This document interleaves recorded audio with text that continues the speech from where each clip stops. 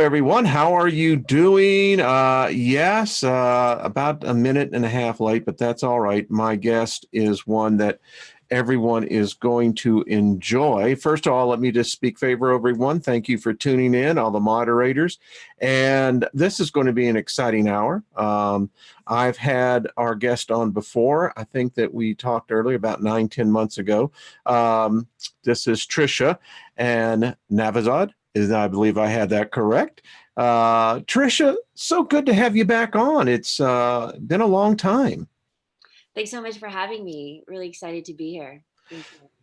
Well, you and I have been talking prior to going live, and when you actually sent me your new brochure, I said, this is, it's one of the positive aspects in what will be otherwise a potentially dark environment, space.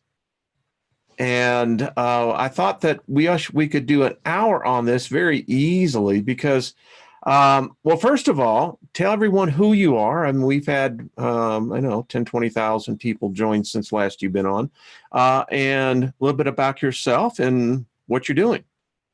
Yeah, thanks, Wayne, and thanks for having me on.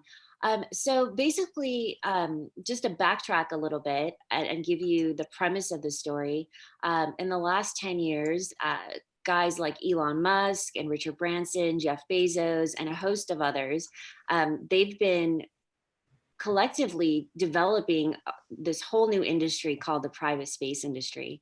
And they've developed the rockets, they've developed the assets and the infrastructure to go to space, and for private citizens to go to space, for private research, and anyone that is non-government really has access to space. And what's really the most exciting thing is the costs and how low they are for folks to participate, especially as an artist, as an entrepreneur, or as a corporation. I see that you put up our yes. Yeah. I love it. Yeah, actually, that photo was taken by someone that works with us or works for us. But really, what we've done is we've looked at all these amazing things that Elon and Bezos and Musk have done, and we've created a portfolio of programs for artists, entrepreneurs, brands, corporations, ad agencies. We've developed programs for them that are easily packaged, really price point friendly, for them to participate on the International Space Station or to the moon. And these programs are really designed to serve as case study commercial models for scaling up to the new private space station ecosystem that's going to go up in a couple of years. There's companies that you've probably heard of. Robert Bigelow has Bigelow Aerospace. He has a private space station. NanoRacks has one called Independence One, and Axiom is another one. And these guys have invested a lot of resources into developing private space stations. And so, our objective is to show, an easy access point for folks to participate in space. Space is really only about 60 miles up. So it's the distance between, San Diego and LA. And it's really closer than our own oceans in a sense. And so for us to be able to, go up and down, or send astronauts that want to go stay up there for a while to do research or to develop things, it's so accessible now, and it's so price friendly, and so that's what we're doing. We are packaging them, making them easy and accessible for partnerships. So and I just wanted to show your brochure. I love this. It's well designed, far out. It's just beautiful. Allow me to, because, a lot of people will say, well, the average viewer says, well, I think this is fine. What can this, mean for me? For myself, I've been an entrepreneur since, I was on the street at the age of 15. And, I see this as a way that any person that has a talent, whether it's in design, we talk about the skills for artists, we look at other disciplines, People don't realize that there's these private space stations that are going. I think I think a couple are already up there. Would you agree with me on that? Well, the International Space Station is up there, and so is China's. I think Right. What called is? it's called Tiangong. I believe you are correct. Yes. So those two are up there, but our programs that we're offering are for the International Space Station. So there's space station activity right now with up to 6 astronauts at any given time up there working on research and all sorts of projects. As far as the new space station ecosystem that you're talking about, it's literally in a blink of an eye. Within a year or two, maybe 3, you're going to start seeing them really up there and almost operational. Bigelow's is already up there. It's a module that's attached to the Yeah. internet. His habitat's being tested right now by the ISS, right? Yeah, and he's open for business. So if there's hotels or anyone that wants to buy So one. I'm just going to go out there. I'm not going to say what you and I talked about. That is yours. But I'm going to give some people some other ideas. Listen, folks, this is the opportunity where you call something co-branding. Now, if you're sending people up to 60 miles up, that's all it is. By the way, Ad Astra did a really good job on that concept, didn't they? Did you see Ad Astra? What concept? The concept of basically I would call an elevator car going from Earth up to the ISS, Okay. up into a stationary type Yeah, I do platform. remember seeing that. Yeah, anyway, I digress. But the point is, if you're putting people up there, they need stuff. They really do. I could think of a whole new clothing line. I mean, Well, Adidas actually has recently, see? yeah, they partnered up with the International Space Station directly, and they're developing a microgravity shoe. So you can't really walk, when you're Yeah. being, you know as fast as the International Space Station is in through orbit. So they've created a shoe that hopefully they can just bounce easier and faster. And so there's all sorts of things going on right now that not everybody hears about. But Budweiser is brewing beer up there. Space beer? Really? I love this. They're brewing beer up there, and really, it's all a testament to how excited people are about space. And there's so many partnerships. I think JW Marriott, I think it was, that just did that cookies and space Yeah. experiment on the ISS, and I hope I said that brand correctly. But there's so many things going on How up did there. that go, by the way? I Did think you hear? I just read that it was actually took longer to bake. That makes sense. I mean, I like to bake, and I could only imagine I bake up in high altitudes. That's really up there. So those are all the super 3D opportunities, exciting things. I think the viewers of your show, they're a little bit more open-minded to a lot of concepts. And so fundamentally, we all talk about going from this 3-4D dimension to the 5D and beyond. And we hear things like, go vegetarian, or, believe that love is the only energy that, matters, and all these things. But I believe, through my perspective, that another element to this formula of us, transcending into the 5-4D 6D is really the expansion of us into like low Earth orbit. So if you think about it, we spend most of our day pretty much like this, right? Yeah, it's true. So open up your third eye, don't open your third eye. All these things they're very much just in our peripheral vision, but we never really like look up. And I think that this expansion that we are all really wanting to have collectively, and I really do believe it's happening. And I think that's why there's so many folks going through the depression states to the breakthrough states. I think it's because we want to evolve, we want to grow. Yeah. And I really think space is that one of those puzzles that pieces of the puzzle that is going to help us transcend. And so that's where I'm at. I just want to know, are we going to meet ET up there? I think from according to the rumors, apparently ET is right under our nose, right? Yeah, I have an article, by the way, that you speak about that because it's rather interesting, particularly who said this. Um, yeah, I mean, this is Science Text Daily. The astronauts say that alien life forms are impossible to spot, may be living among us. I'm becoming more convinced that this is the case. I think I think the space community, from the folks that I've talked to casually, obviously, I think everyone, is confident now there's life out there. We're just this tiny, we're one of many planets that can support life, whatever type of life that is. Yeah. So I think that's just kind of already like done. But I think this new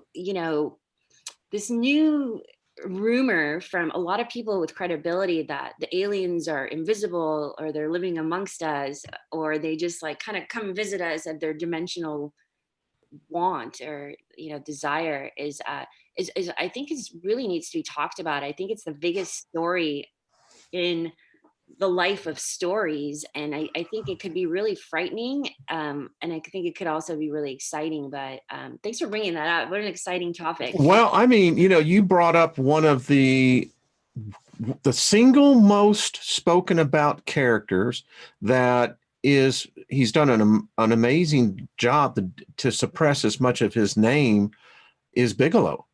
Yeah. I mean, on Skinwalker Ranch, I mean, there's stories of that his private security people were in a freaking war, a literal battle zone with one particular species. I mean, and here he's up in space now. And I mean, call me suspicious, call me beautiful, but I'm thinking that he learned some things, because if that is the eventuality for man, which I really do believe it is, it's space, we are the pioneers of this. Well, I think Bigelow did an interview on 60 Minutes a couple of years ago. Yeah, I remember that. Where he professed that he's spent more money than anyone else in America potentially on alien research, UFO research, Skinwalker Ranch, and all this stuff. And his conclusion was that not only are there aliens for sure, but that they're living right under our nose. And do you remember that interview? Yes, I do. And in fact, I can remember. Wasn't it Morley Safer that did the interview? I'm not sure. I know he's passed on since then, but I do remember the distinct. It was a lady. Okay, then that I know who she is. But there you go. I mean, there's a guy that would know. I understand that when you report a UFO call, that there is a program that runs in the background, and that goes directly over to Bigelow Industries. I've read that too. Yeah. Bigelow is a very private company. So I don't really know much about, and I don't know anybody that knows much about what's going on there. But I do know that if Robert Bigelow, who's very private, decided to go on 60 Minutes to tell everyone that there's aliens living amongst us, I'm just surprised people weren't running down the street screaming their heads off, because that's pretty gnarly. I mean, I've watched that interview probably like 5-6 times because I just couldn't really believe it. And really, when you really start thinking about it, you're like, okay, well, what if he's right? What if you and I are having this interview right now in both of these rooms, there's like 4 aliens sitting here? I am completely, absolutely frightened. I mean, it's not so cool anymore. It's not so exciting. It's not ET.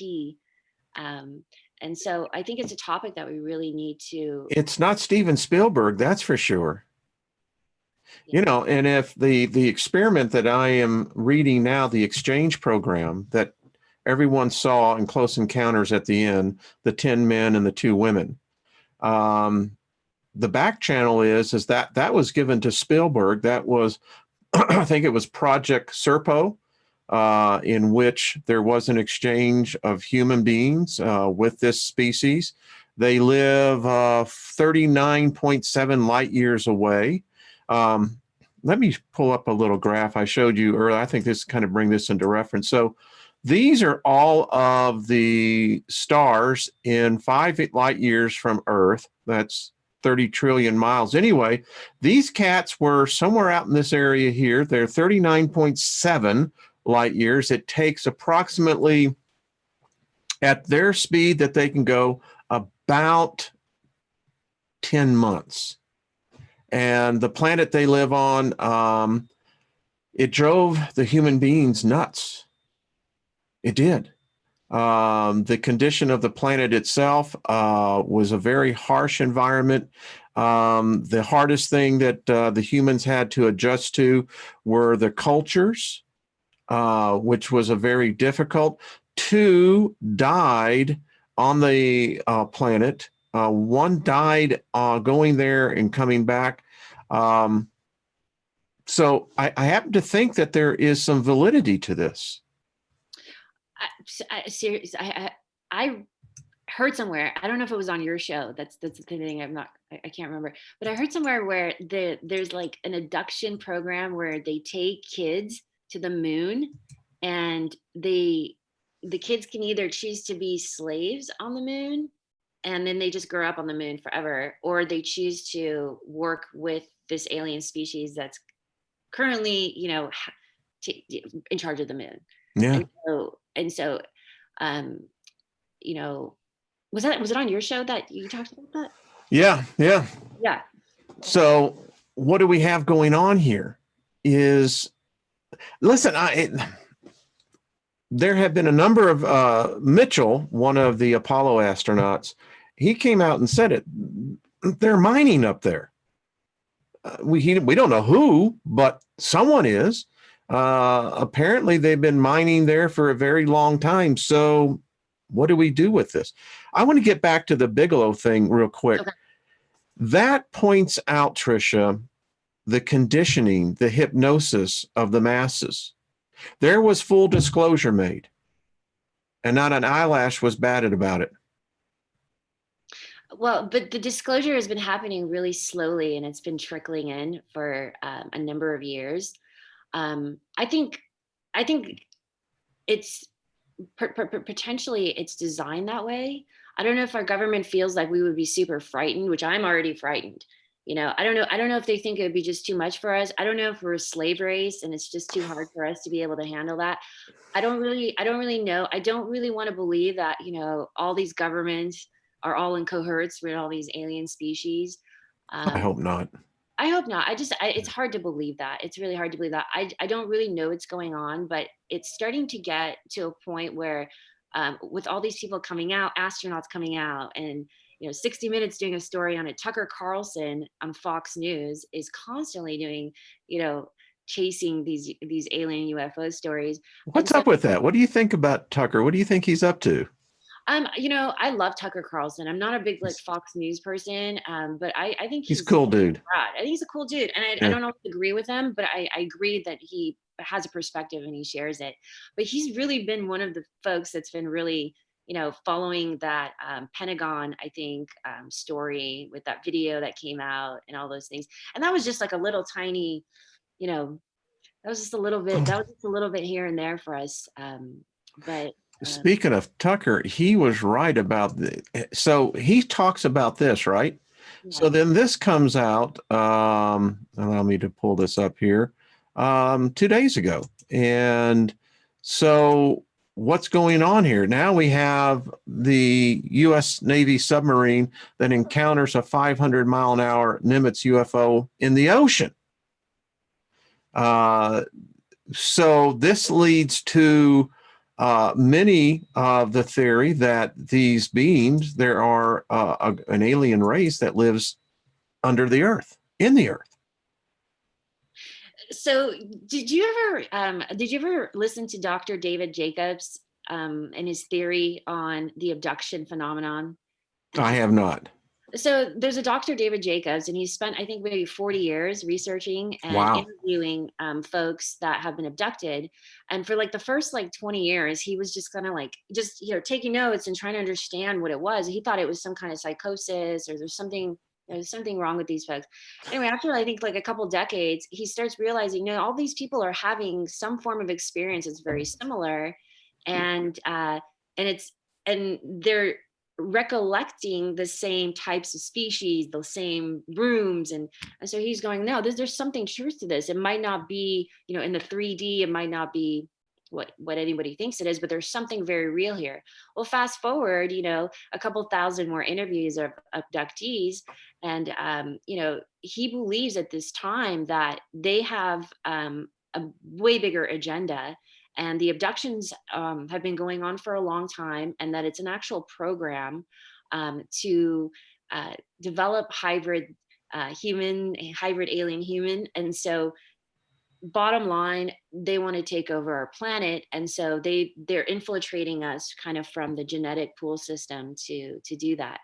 And he says that in the last couple of years, all the abductees that go under hypnosis seem to kind of be veering towards a similar instructional, path, where they're all being directed to, tell folks where to go when the day comes. Like walk down this street or follow this road, and to go stand in the middle of the street and tell people where to go and what to do. And so Dr. David Jacobs is claiming that for as long as he thinks this has been going on, and he's just like estimating the numbers like off the top of his head based on the facts that he has, he says that there's probably like 30 million people on this planet that are some form of hybrid. And the thing with these hybrids is that they know they're hybrids, so they know that they are not human. And how to recognize them, I guess, is potentially the soulless ones, or the ones that Mm-hmm. don't seem so human, but who knows about that. But his theory has concluded something pretty frightening, that basically we're in the middle of like some sort of takeover agenda. I wonder, I'm going to write this down. Is he still around? Is he still? I think the last interview he did was like 7 months ago or a year Yeah. ago. I don't know if he does a lot of interviews, but I would love to have you interview him. He's probably the most fascinating person in that scene. And Robert Bigelow, I think he's in there, but I don't know much about Robert Bigelow's research. Do you remember there was like a scientist that came out like a couple of months ago that said that the aliens are taking over our planet because of global warming or something? Oh, really? No, I hadn't Remember heard that? that. I'll send you an article that Yeah, please. I think he was at Oxford or something. But anyway, his research and his global warming alien agenda thing really came from Dr. David Jacobs, and he does Okay. reference him. And so yeah, so I'm going to find him because I have a question. So if you follow the History Channel, it's very interesting, the backstory on this project, this series they have, Project Blue Book. I wonder, and I'm just speaking out here, when we've completed the Human Genome Project in 2005, and where we mapped out the human genome, we found something. Mhm. And what we found was the inevitable proof we're hybrids. In fact, that's what the geneticists said. They said we're not human, as in the term of a species, that we have about 7% DNA that's foreign, not of this planet, not of this, of anything in the plant life, the kingdom life. We have the injection of primates, the Rh factor. You can't deny that. That's clear indications of genetic manipulation. How did that happen? And I am convinced that maybe that invasion has already started. Maybe we are, in fact, and this is what I'm going to write Dr. Jacobs, maybe it's even worse than that. Maybe we are the last remnants of what were human beings. I think that's a great question for him. I mean, but if you look at us as a species, though, like we are really, really delicate. We could die so easily. We can get crushed like an ant in 2 seconds. We're really sensitive. We're very creative, and we're very emotional. Those are the only traits we really have. And what we constantly do is we just design. We just create and design. If you look at all of our civilizations, none of them really look the same.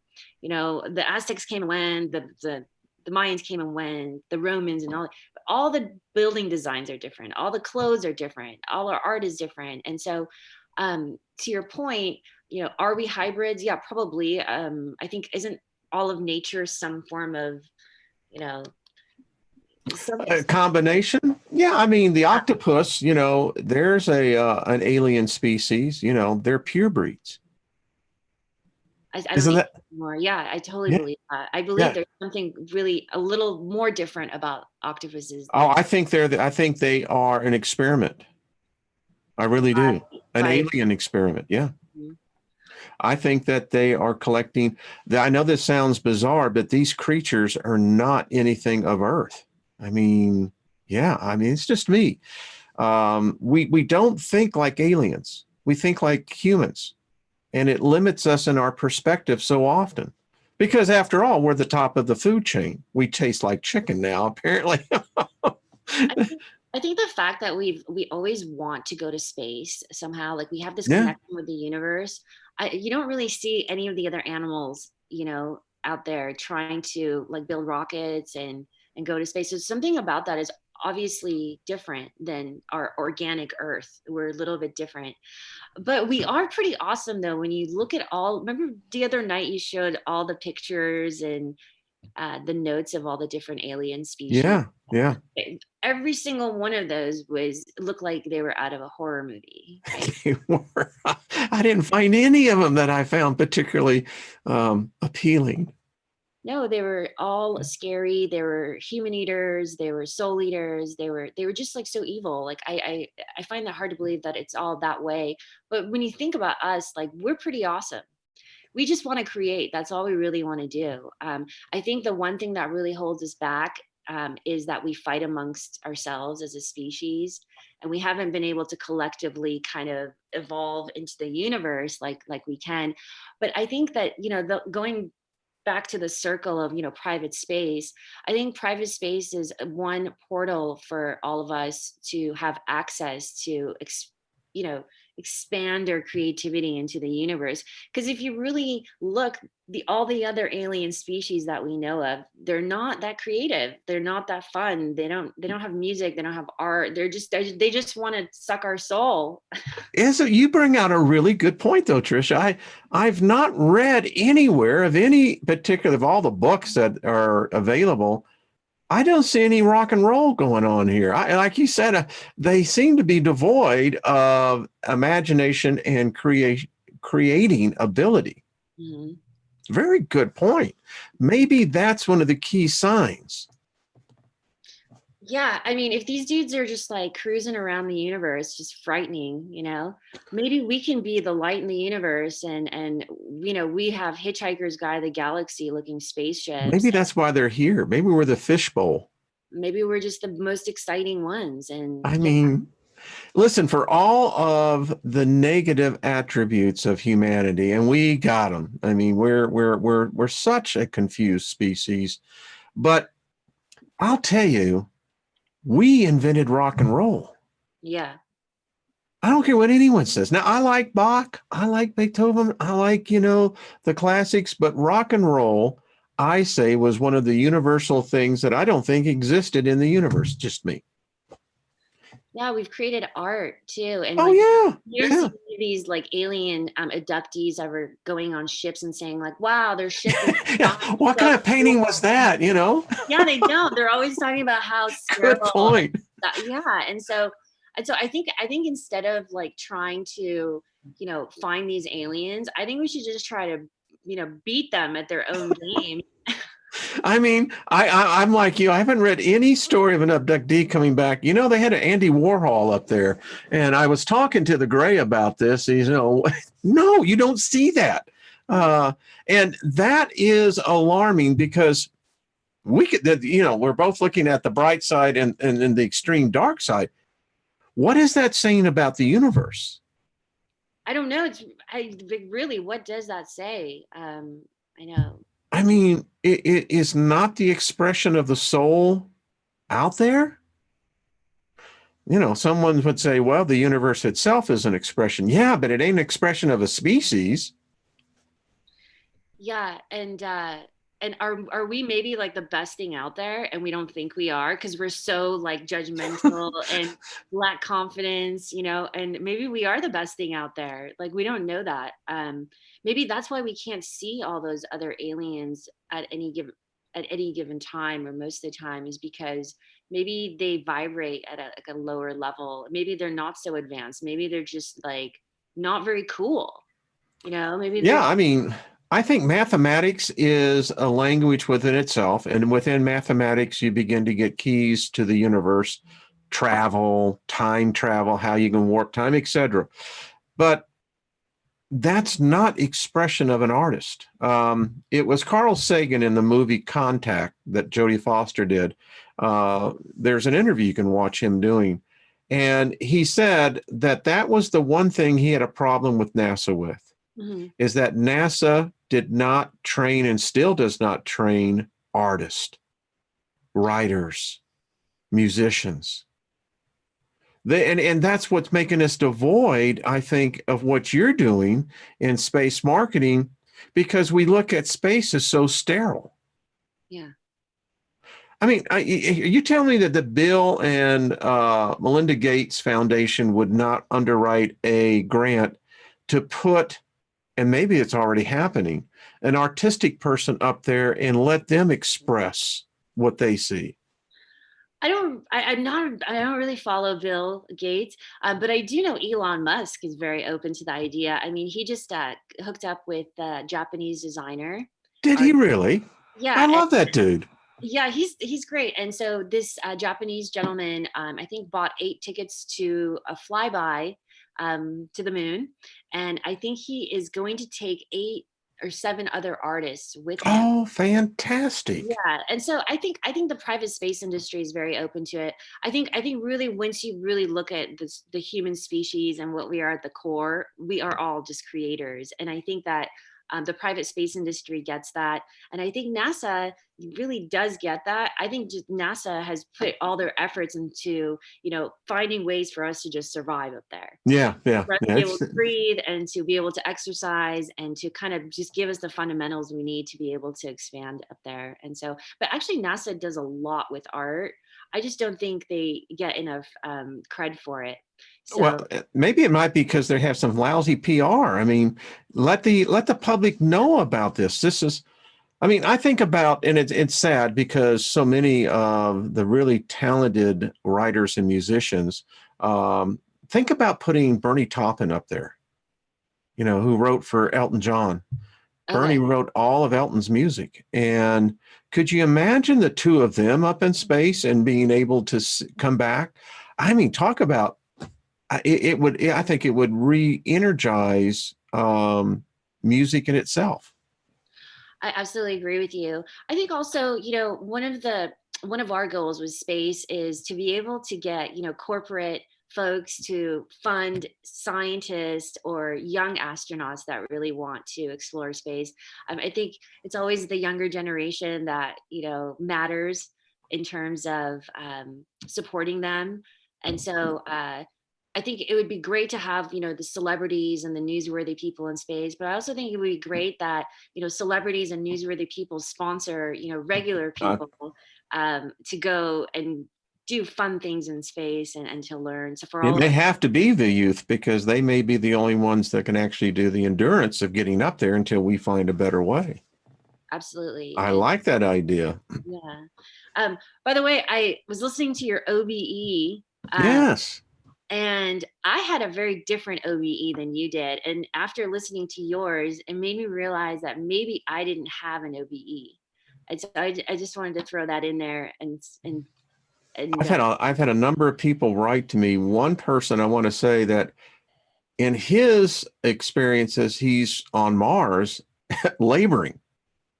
And I've been doing some looking into that. There may be something more to that. In fact, Laura Eisenhower, I'm going to get her on. There, there's something more to this than what we realize. I mean, many species use avatars as their consciousness to go through the darkness and the depths of space. So I don't know. So your friend is No, it's not a friend. It's actually one of the subscribers. so he's actually having experiences on Mars through his OBE. He's being forced to mine. Seriously, Hmm. that is just bizarre. I think that, and Laura Eisenhower says that we've been sending, people there. And now that if you look into the whole thing of remote viewing, there may be something even more than that. I mean, you could literally take the essence of an individual and put it into an avatar, and much like a golem. Yeah, I guess You talk about the metaphysical aspect of space. You see, I look at this in that humans had the ability to actually make bodies that weren't human. And and the Israelites called them the golem. Other cultures called them other things. And I'm thinking, well, and my personal feeling is that we are slaves. They have enslaved us, and they fear us going out into space. I agree with you a little bit on that. I feel like there's an energy that doesn't want us to go to space. Especially with, the last 10 years in the private space industry have been both really exciting and also kind of strange in some points where, a lot of things just couldn't move. It was like molasses for a lot of folks trying to make things. And so I do agree with you a little bit that there might be some kind of force not wanting us to go into space.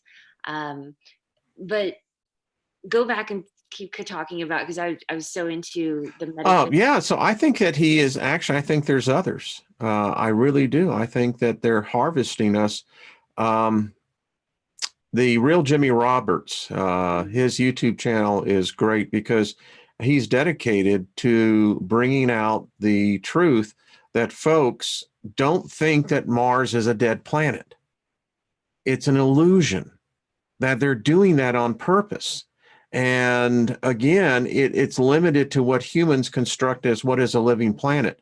Um, and I think there's enough evidence that shows that I think there was, or still may be, a civilization there that was highly advanced. I guess people like, us might never know. But Yeah. did you see that, kind of as a side story? There was a mummy found in Peru a couple of days ago, and the mummy has kind of a weird head, and it has 3 fingers and 3 toes. Um, I can Google it and pull it up Yeah, right now. yeah. Let me see if I can do that. Wow, that is, you see, I know. um, you know, I had the Smithsonian as a client back in the 90s. And, that's like a CIA operation. I mean, they got themselves in things. If it has to do with human history that doesn't tell the story like we're being told, they literally go out and collect the evidence, and you ain't going to see it anymore.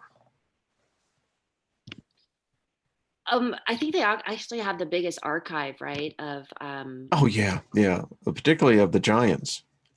right, right. They have a very big archive of things. Yeah, Um, yeah. I actually pulled it up. I can share my Go. Yeah, you can share. if I can figure it out here. Should be down on your bottom toolbar down there where it says share. Yeah. Um, so I don't know how true this story is, but I saw a little bit of a video of the scientists that were examining it, and it looked pretty legit as far as so here's this mummy, 3 fingers, 3 toes. Gaia did a video story around it where a couple of the scientists talk about that when they did the x-rays, this creature, whatever it is, it really does have 3 fingers, 3 toes. It's not that somebody pulled out a couple of fingers to make it look that way. And I just thought this little creature guy is just so bizarre. I wonder if I can just pull up a better. And When I saw that first, the first thing that hit me was Akhenaten, the first pharaoh. right, Yeah. But I Wow. think isn't there a story about how the pharaohs were pretty much like some form of hybrid or something? Yeah, reptilian. Anyway, I'm sorry, my internet's running slow, No, so that's all right. I'll stop sharing my. Yeah, But I thought this is a fun one to follow. I think I've lost it's you here. Let's see. Oh, here we go. Um, to me, I at some point in time the genie comes out of the bottle. It and I don't know. The vast majority of people I talk to, um, they just don't seem to care. I mean, it's amazing. I saw a who was it? There was one school, one college that mm, took the cell phones away from all the students. And within 3 hours, students were showing signs of basically withdrawal. All the signs of what you would see on a drug. well, I mean, like the fact that a baby can take like an iPad and like work an iPad like a 20-year-old Yeah, and yeah. not be able to speak or walk or eat on its own. That's pretty amazing. But I think we really need to kind of change our perspective on the human species and this whole alien. And this is just my perspective. I really do think we are the coolest thing anywhere close to us. I think if the aliens were that great, they wouldn't be scared of us. I don't think they're that great. I think that they're pretty one dimensional, and I don't think that they really want to interact with us, and I don't really think we'd want to interact with them. And I think we have a chance right now to kind of spread ourselves to the universe, and maybe we're the better ones. And I think we need to stop putting ourselves down and thinking that we are a slave race, which I'm sure we are. Right? I mean, we could very well be, but maybe we need to empower ourselves more and kind of maybe fight these little dudes and get them off our planet and save the Now human. you're talking. I happen to think that the way we're going to do that is disciplining up here. These rat bastards seem to have the unique ability to, I don't know, as they would say, punch our buttons. I mean, they know this. I contend, and this is just my opinion, that that's why they invented religion, because that alone, and it's done a good job. It keeps us so divided amongst ourselves that we rarely look up, and if we do, we consider it to be something of a nature that may be just as simple as nature. Yeah, absolutely agreed. Not to dive too much into the religion stuff, because I think we're kind of in an era I where know we're talking about marketing, we're talking esoterics here. I love it. I know. I feel like the religious stuff, I feel like, this new generation that's kind of popping out and they're still pretty young and there's so many of them. I don't know if I don't know if they're falling for the religious kind of doctrines as much as, maybe the baby boomers and so forth. So I think we are moving past it. I think people are I pretty hope we are. open-minded. I think now we know there's definitely aliens out there. And I think the one thing I think people should really think about is if you ever listen to an abductee's interview of being abducted by an alien, and I've seen probably like a couple hundred of them, um, it's absolutely frightening to them, and it's really a sad experience that you wouldn't wish on your worst enemy. And I think that I think people should understand that maybe you know diving into this alien topic is maybe taking us onto a dark path, and maybe we should just pretend like these little critters don't exist, because literally there's been so many lives like that have been affected and ruined because of these like strange Oh. abductions, and so I just try to be positive. I mean, I'd love to think I'm a slave and death is death, and And that's that on was all. the plane. Yeah. But I think it'd be great if we can kind of fight through and realize how precious we are, because we really just want to love and be loved. That's really what humans want to do. We create things around us that we love, and we're pretty good species. I think there's some folks in our governments and whatever that kind of ruin it for everybody a lot of times. But They do. They do. I think, I I think like that aspect, and maybe that's what they're attracted to us about. I, for me, it's hard to defend yourself when you're not aware of who's actually doing the attacking, and that's my whole contention. And I listen, if there are any ET listening to us, if you guys are really talented and really do art and music, we'd love to know. Um, I think they listen. I really do. But yeah, I think if we get out there, we can actually conquer the environmental issues for us in space and begin to understand. I think we already do. I think Project Aurora, in this new technology they're using and basically hopping, creating a bubble. Um, my personal feeling is I think we're on the verge of something big. as far as I think as far as the reality of who and what we are, how we stand in the whole, whether it's just the galactic and the Milky Way, or how we actually stand as a life form in the universe itself. Um, I think that we've gone far past the point that where they can't hide it anymore. The next step is going to be disclosure, I think, of a full blown. It's going to be a question if, like you said earlier, can the human psyche handle it? I can't handle it. I don't know who in your audience would want to handle it. I think if they were just sweet little aliens and they were nice and they were so evolved and they could teach us things, and like, I'm all open to that. I think it's so exciting. But I think the facts, well, I'm calling them facts because they're not. Yeah, Well, they are in my yeah, world, right? So, yeah. but these abductions, these pictures, these stories, it just, the whole thing sounds like these guys just suck.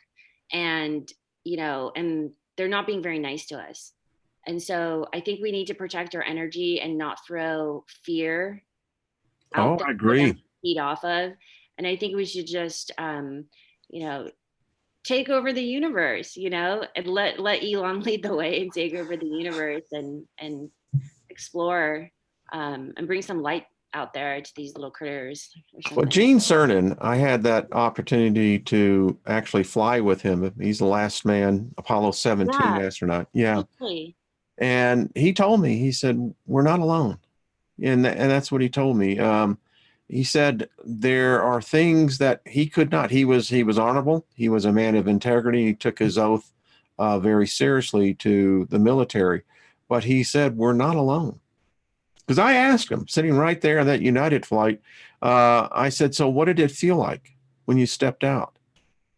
And he looked at me and he said, the enormity of space swallows you up. He says you realize how so small we are. And I said, so when you step down, what did it feel like? And his expression is that he said, there's so much insulation on there, but he said it was like walking on cotton candy. But he looked at me straight in the eyes and he said, we're not alone. So I figured he would know as probably as well as any other person. Yeah, I mean, we're not alone. I mean, what does that mean though? I don't Like, know. we're not alone. Yeah, I mean, how could we be alone when the universe they claim is like so massive and so big? And but then we are alone because they're not interacting with us.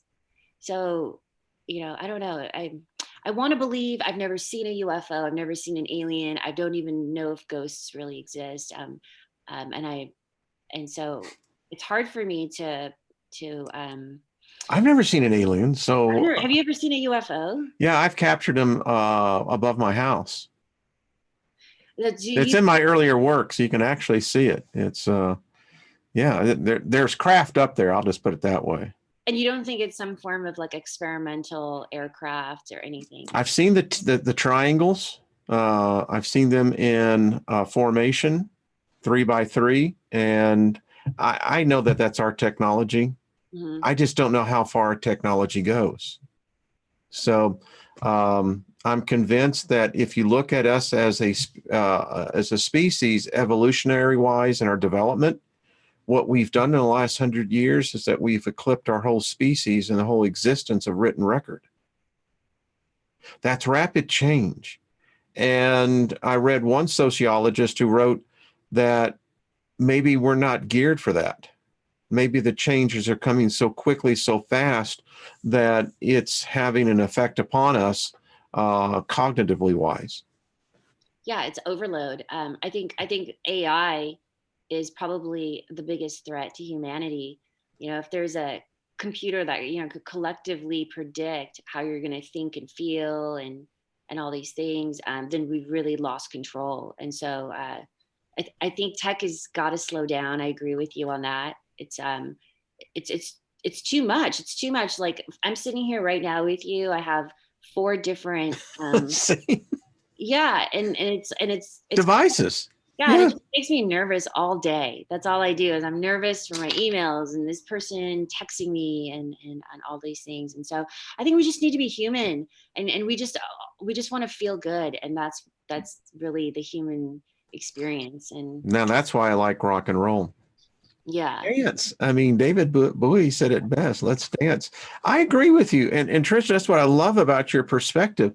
We have this overwhelming challenge. I think that they're here. I think they're around us. Again, I've never seen one. I have seen craft that I could not define, which that would be technically a UFO. But the question I always ask myself, well, have I been ever physically threatened myself? And my existence is no. You know, even in the spirits that I have seen, no one's ever attacked me physically. Mm-hmm. Mentally, maybe. I don't know. But yeah. Wow, this has been a fabulous conversation. I love this. I do want to get into one aspect, though, of space. I keep on thinking that, Elon Musk, you've really given me some ideas. I may just write him an email, because there is an aspect to the metaphysical aspect of man. And if we are truly as unique as we think we are, I still contend, what would it be like if you get out of the major pool, the influence of the atmosphere, into where you're basically kind of riding on top of the atmosphere in a layer? I think it would be outstanding. Have you read of anyone doing any ESP experiments or other type programs like that? No, but we talked about this last I time. know we did, and Yeah, here we are, right back again. we're right back. We just did a I'm whole going to do this. I am. I think we should do this. I think we should You want to collaborate on that? yeah, let's collaborate. All right. Yeah. There's so many different missions that are planned in the near future, whether they're on the ISS or they're just like free flight type of I'm thing. going with Branson. I was before Yeah, this going this, he's got that whole spaceport, and now it's growing in New I've been there. Mexico. I have. Tell me about it. Tell us about it. I actually have if you can see Way it, to go. I have a core sample from spaceport. How cool is that? Yeah, I've been there a number of times, and one time I was there, and Richard Branson was there, and the whole crew. So what's really cool about spaceport, it's in New Mexico. I think maybe like 100 miles outside of Truth or Consequence. It's kind of out in the boonies in a no-fly zone, and you just kind of like pull into this like magnificent structure that looks out of this world and has the biggest runway I think in the world Yeah. because yeah, and it's in the middle of nowhere. And Richard, I think, has been working with a bunch of folks to build it for a number of years, and I think it's almost pretty operational. But Richard's one of my favorite characters. I actually have a photo of him right here. It's so funny. He's like a ball of joy. How cool is that? Yeah. Yeah. He's the optimist. I mean, he's like, he exudes it. Well, in addition to that, his Virgin Galactic program and his spaceship, it's actually the sexiest spaceship in the market because it's like a mid-air launch. So if you've ever seen photos of it, it actually it's right behind me actually. Yeah. It's like, a ship the size of like a Lear jet, and then there's, two So it looks like three planes that are stuck together, but it's a really sexy way to go into space. And I think who better to do that than Richard Branson? I think in the end, I think his competitor is going to be Blue Origin, because they're pretty much providing the same suborbital type of service. But I think the customer is going to, I think they're going to veer towards the Virgin brand because it's just so much fun. And so we'll see what happens there. And it's so apropos that you say, because Sir Richard, is he is a genius at marketing, branding. Yeah, and I then mean, he's a creative guy, and he's yeah. dyslexic, and he's a dreamer, and so he's pretty exciting. He was really the first guy to bring private space into the household, and then Elon came out of nowhere, like I think maybe around 2010 or 11, and kind of came out of nowhere, and he was like, "Look, I have a bigger rocket, and I've got all these things," and so no, really, I It's remember true. that It's was a big big thing. egos, man. I mean, Yeah. and Bezos has got the money. I mean, Bezos, of all three of them, probably has the trump card, not to use a play on words, but and it takes money to get up there. Yeah, he's got the money. I mean, I don't know if he's a fan favorite. I really don't know how people perceive Jeff Bezos. I An personally, enigma. yeah, I don't really connect with him on a brand level because he's Yeah. not. Yeah, do you? He's just kind of like the No, Amazon. no. Guy gives me the creeps.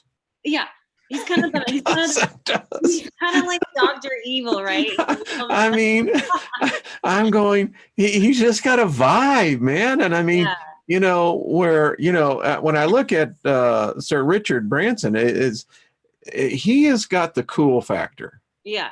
He's just cool. I mean, and he doesn't even work at it. No, he's fun, and Elon is he's like the smart one, right? He's like the I was out in Vegas a couple of years ago, and he was a keynote speaker. And the dude I love him, man. I mean, he's like the Steiger perspective. I mean, it's nothing is impossible. Nothing is too far out there. Yeah, and he's a testament to risk, right? Oh, He'll take the biggest risk out there, and that's what makes him exciting. And he's pretty much the poster child of the private space industry right now. And so I think a lot of people have their eggs in his basket because he's kind of leading the way. I think Jeff Bezos is probably going to make a bad guy appearance at some point and say, "Hey, I've built a bigger rocket, or I can beat your prices." I think that's really well, he got that Pentagon contract, and you just get the vibe, man. I mean, I don't know, but I think you're right. He'd be the one who comes out and says, "All right, I've done it now. These are the conditions." Yeah, and I beat everyone's prices. Yeah. They're all going down like Amazon, right?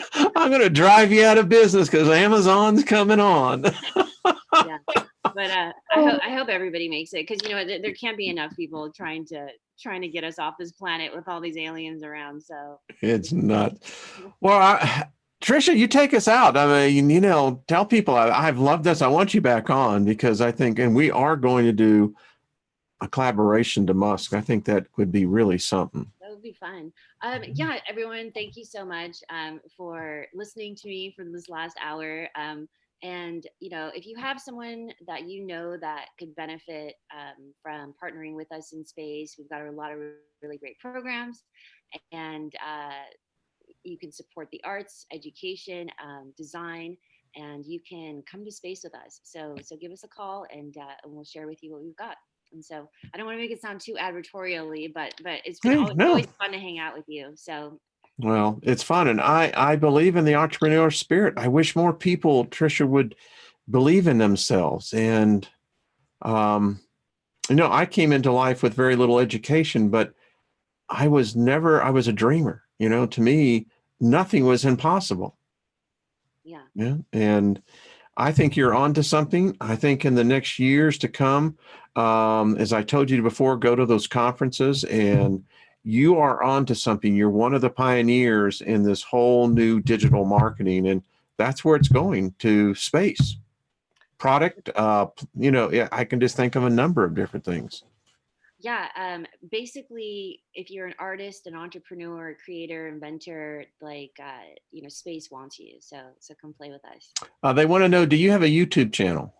I don't. I'm really working on it. Yeah, I'm Okay. going to be going big on social pretty soon here. But thank you for asking. If you sign up on our website, I can send you updates on where we'll. And I don't know. I think I put your website on there. Let me make sure. Contact information. Yes, everything is there. Okay. And if it's not, then folks tell me. I think it is. It's there. I just looked at it. All right, Miss Trisha, stay on with me, folks. Thank you. And I'll see you tomorrow. And hey, if you got ideas, this is the person to write, collaborate with. You never know. You know, you might find yourself the next big company, right? I agree. All right, folks, we'll see you tomorrow.